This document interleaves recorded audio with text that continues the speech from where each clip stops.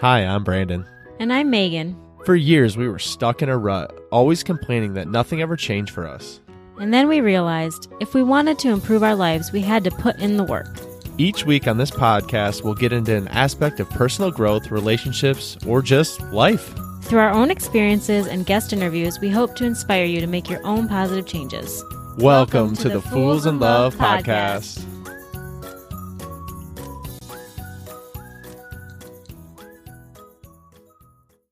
Hey y'all, welcome back to another episode of the Fools in Love podcast. Today we're going to talk about feeling uninspired.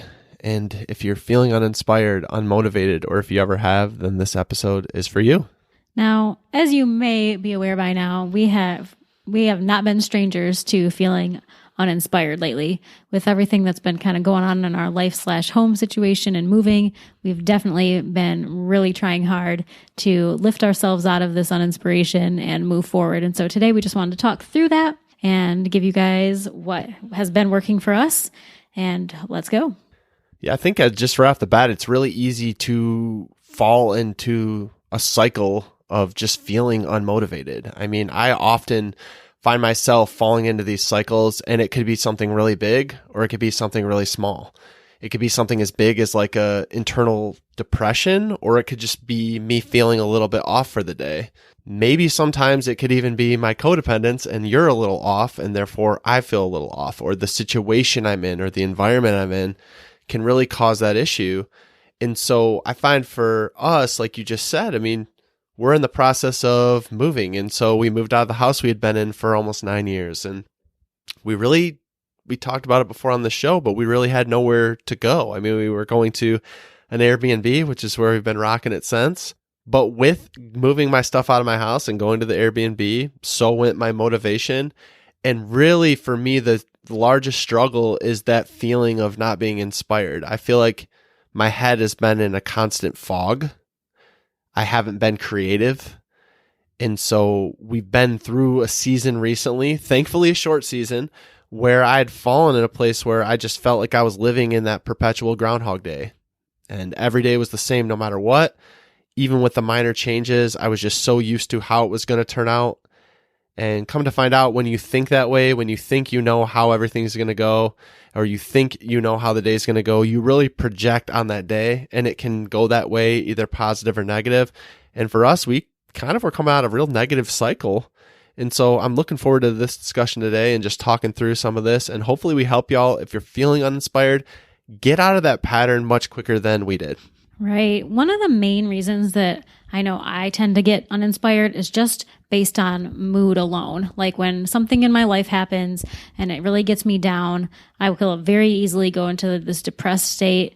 And that right there takes me from my creative normal self to just this feeling of like, I don't want to do anything. I'm so uninspired. I don't have an original thought in my dang head. And mood is very much a factor for me. And I think it is for you too, because we both seem to have been in this like, what do we do creatively right now in our life? And can we even do it? Right. And we often talk about what you focus on expands, and that's exactly what it has been for us. I mean, I need to take my own advice is the problem. But when you're focusing on the things, like we were focusing on the emptiness of not knowing where we were going to go, of not having a house, of not having a home, and that emptiness carried on to my mind.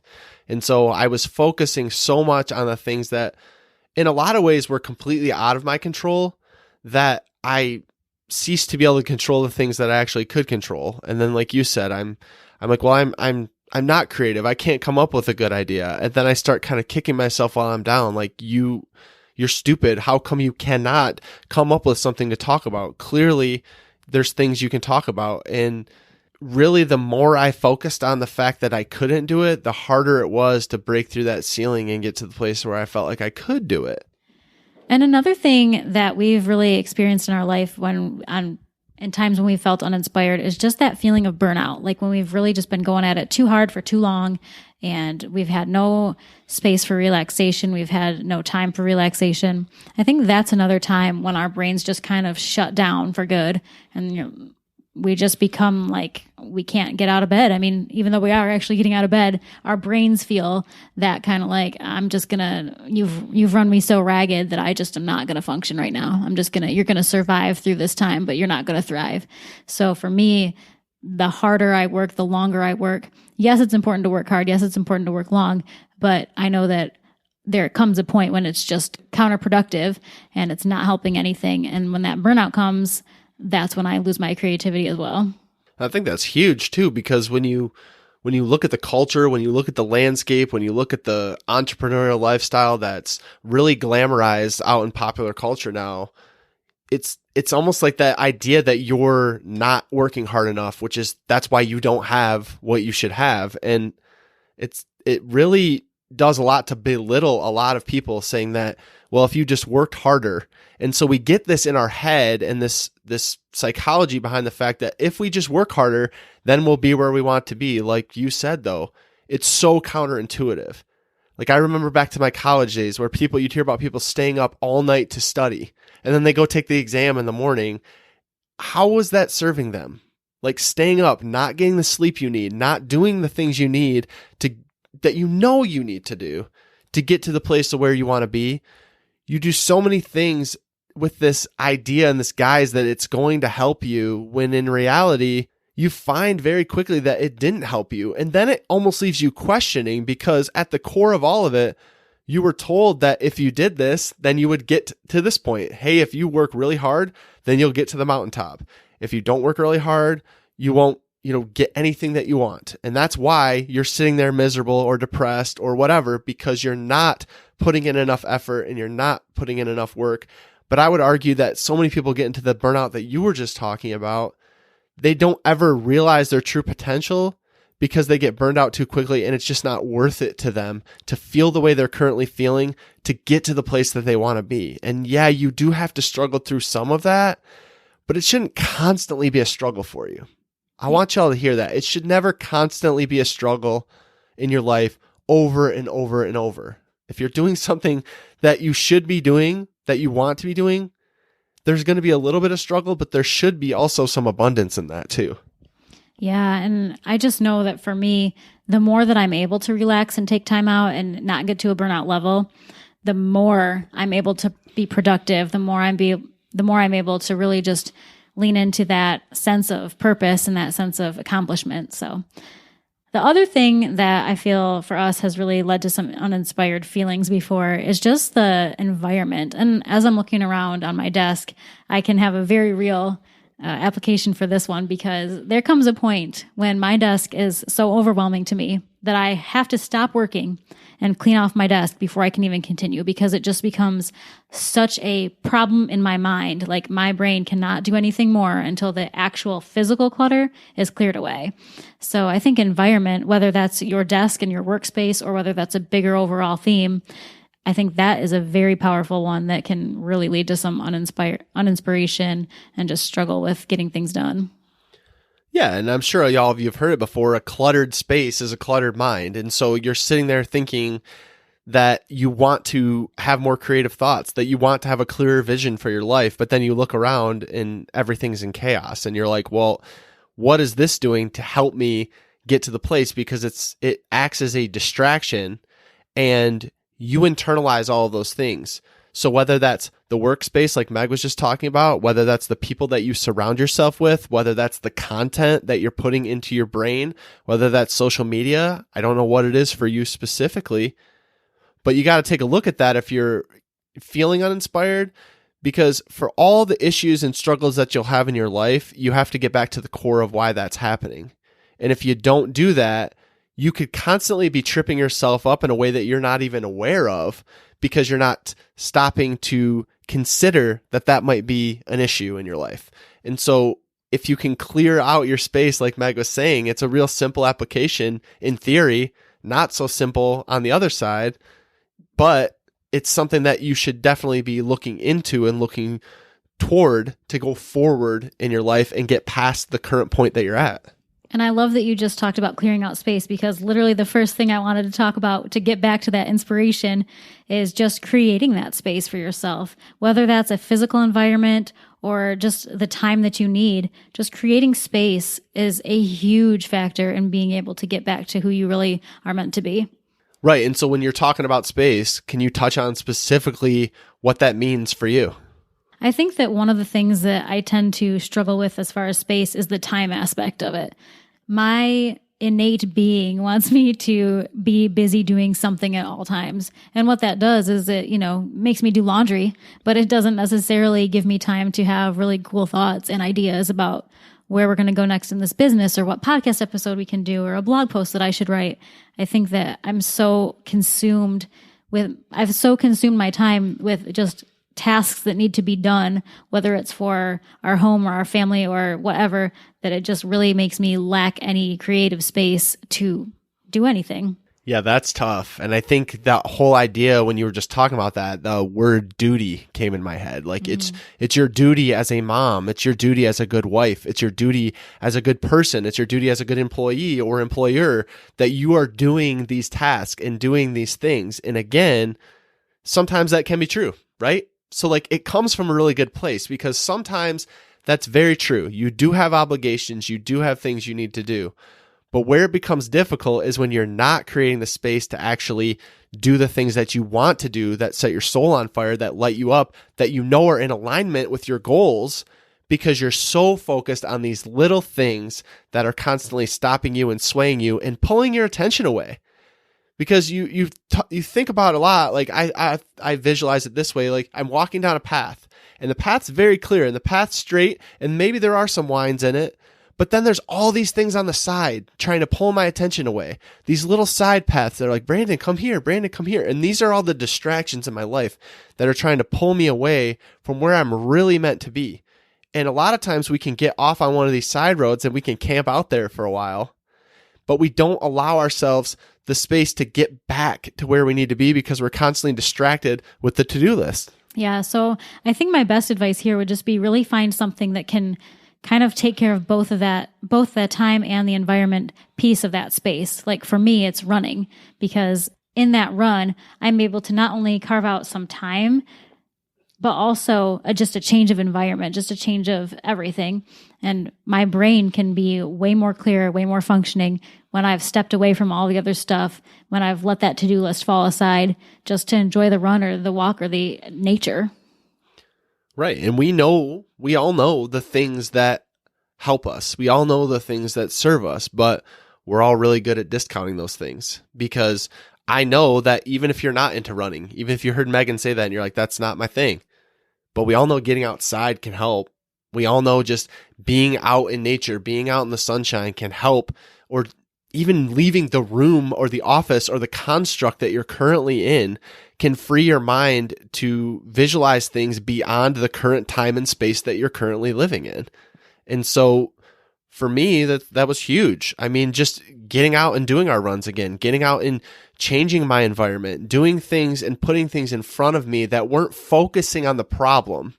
They weren't focusing on what was the key in my head at the time, and really allowing myself freedom to be able to explore new things, which allowed my mind freedom to not be handcuffed to these old ideas or these negative ideas or these depressing ideas that I had in my mind built up. Much of them weren't real or weren't going to be reality, but my mind built them up to that way. And I freed those shackles to be able to free my mind to be in a place where I could actually be creative again. I know it's crazy to think about, but it was that simple. And yet not that simple at all without the awareness of knowing that you needed to do it. Mm-hmm. And another great way that we've been able to combat feeling uninspired is just consuming new content. And it sounds kind of obvious, I know, but let me just tell you that the more active we are on things like Clubhouse or just scrolling Instagram for new people to follow and new ideas, and reading books that are good for us, and listening to podcasts with different ideas than we're used to. All of those things just really cumulatively are able to pull us out of this is the same old crap that I always hear and always consume and always know. Just when you're branching out and finding that new content, it can definitely help spark new ideas and new thoughts. So I really have been trying my hardest to start down that path again, because it has been a very big struggle recently, and all I want to do is go read my chick lit, and I've been doing my fair share of that. But I know that there's more out there than my chick lit, and I know that I can kind of branch away from that and read and consume things that will help me feel my best self. Mm-hmm. And for me, it looks a couple of different ways. Like to get that content in, I have to create the time to do that. And so it works sometimes just by allowing myself to be in the car on the way home to get our daughter and not putting anything on. Just giving myself some time to be quiet and silent and actually think. Because we're all so inundated with information all the time and sound that it almost feels uncomfortable, at least it does for me, to sit in a time of silence. So I want to go turn the radio on. I want to go turn something on. I want to reach for my phone. I want to do something that makes me not feel so uncomfortable. But sometimes you need to sit in a little bit of that discomfort to get your mind in a place where it can get out of the just distraction you're in and be in another place. But coupled right with that, I've found that what is really helpful for me is to get in, because I love to read, to get in some of these books. I actually listen to audiobooks while I'm working sometimes. Sometimes it's a distraction, so I don't. Or I can listen to them in the car, where otherwise I'd be listening to, music or nothingness. I mean, like it's sometimes that's helpful, and sometimes it's amazing to be able to get a podcast in or get an audiobook in and actually give myself some knowledge and understanding rather than just listening to mindless music or listening to a mindless, sports radio or whatever it is, fill in the blank. Total side note here, but what are you listening to on your audiobooks these days? I actually have been listening to Russell Brand's audio original, which I've caught myself reaching for my dictionary a few times. I mean, you wouldn't think you could learn something from him, which I'm glad I just said that because it's put something in my head to say. And it's important for this episode too, in creating environment and space. New people, surrounding yourself with people that can encourage you, and new people being brought into your space can teach you something. Because I've heard it said a lot, and I 100% agree, that every person walking the planet can teach you something. So don't ever discount people when you're looking at them because they're doing a certain thing, or they have a certain role, or they come from a certain background, or they have a certain economic status, or don't have a certain economic status. Because every person around can teach you something. And if you open your eyes and look at the world in that way, you'll find yourself way more educated, way more encouraged, and way more connected with just humankind as a whole. And I get that's kind of a little bit of a tangent, but I've really been reflecting on that. If you go out into the world and you don't live with blinders on, like we often do, of our environment, like I have this to-do list, I have this task, I have these things that I need to do. Why is this person in my way? Why is this? Why is that? Rather than that, you think about each thing as a experience that could educate and teach you and further you along your path and journey. Wow, is that a powerful thing? But you got to look at it under that lens to be able to realize that that's a reality. Because I think a lot of times you can look around and you just judge people instantly.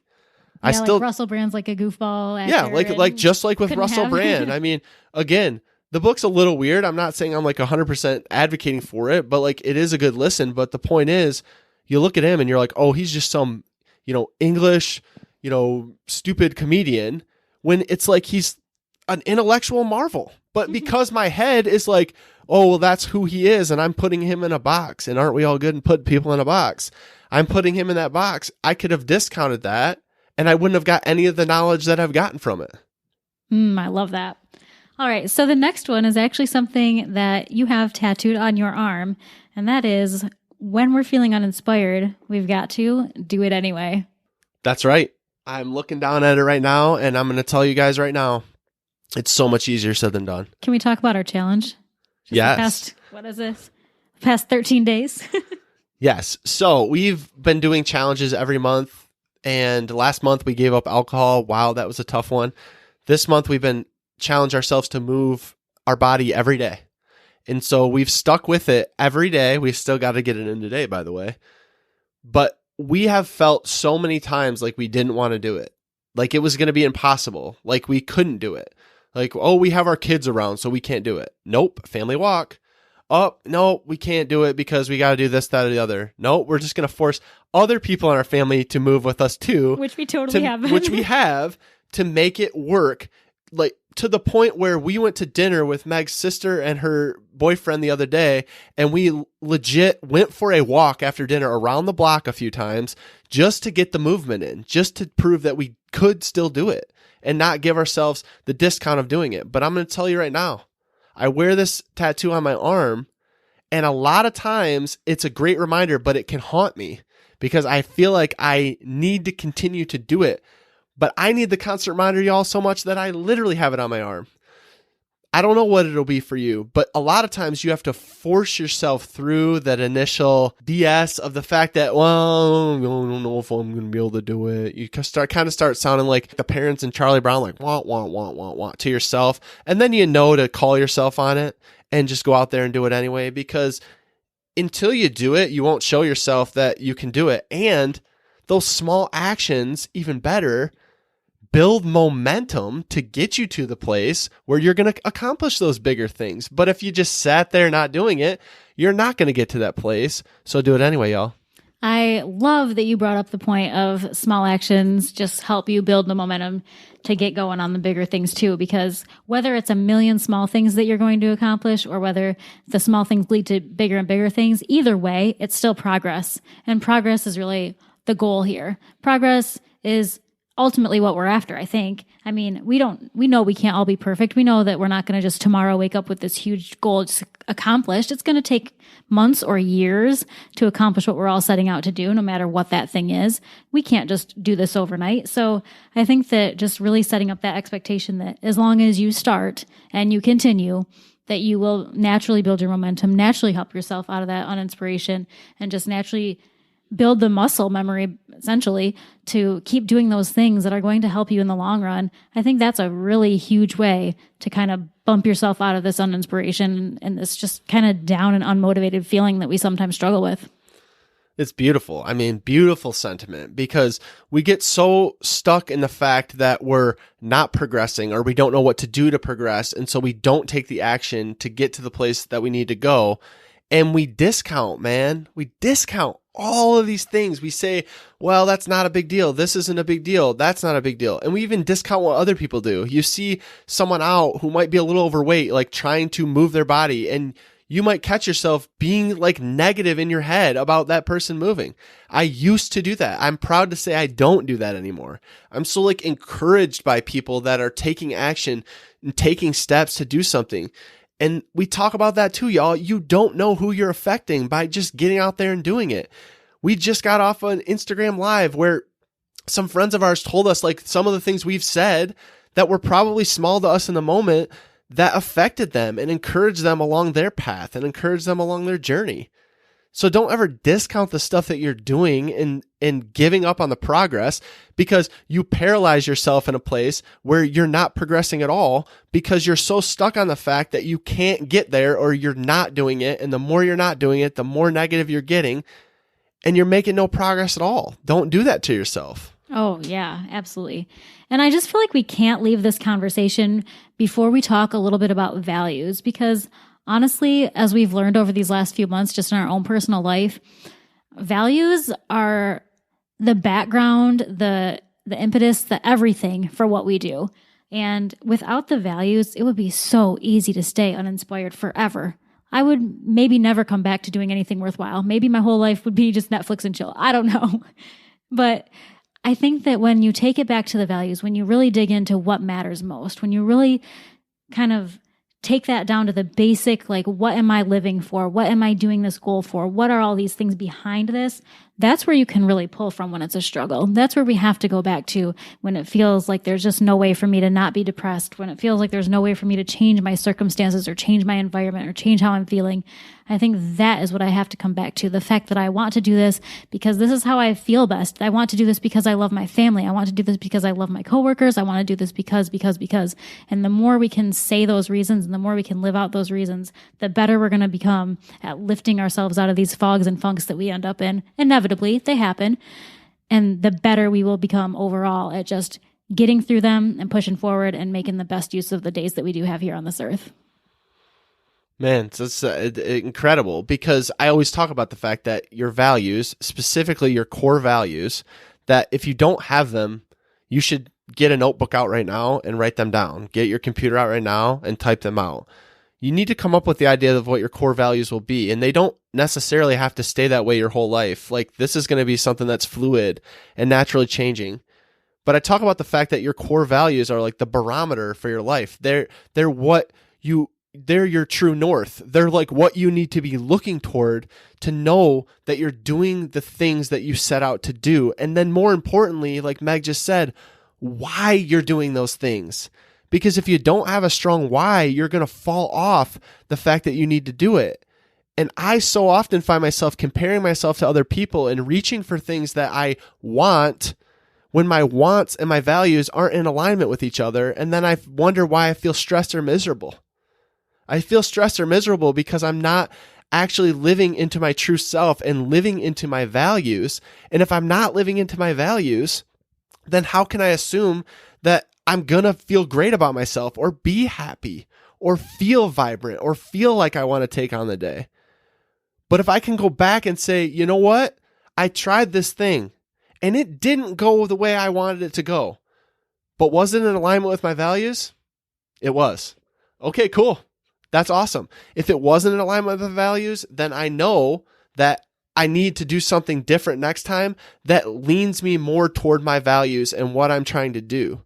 But if you don't have your core values and you don't know what they are, this is a worthless conversation because you have to know where you're heading. What are you doing it for? Because if you don't have a foundation for what you're doing it for, you're never going to stay committed to it in the future. Absolutely. Your why and your values have to be bigger than any unmotivation, than any feeling that you have, because there are going to be days when it just doesn't feel right for you to have to do anything other than lift your dang head up. But that why, that value behind it, that's where the power is. So there you have it, y'all. If you're feeling uninspired, if you're feeling unmotivated, I hope this episode helped you. I'll challenge you to come up with your values. I'll challenge you to try some of these things, to create the space, to put some new content in front of you, to put some people in front of you, and maybe change your environment if you're feeling uninspired like we have definitely done before, and I'm sure will again. But we found that these things help us to pull us out of that hole that we can perpetually be in and get us to a more vibrant, happy place that we want to be.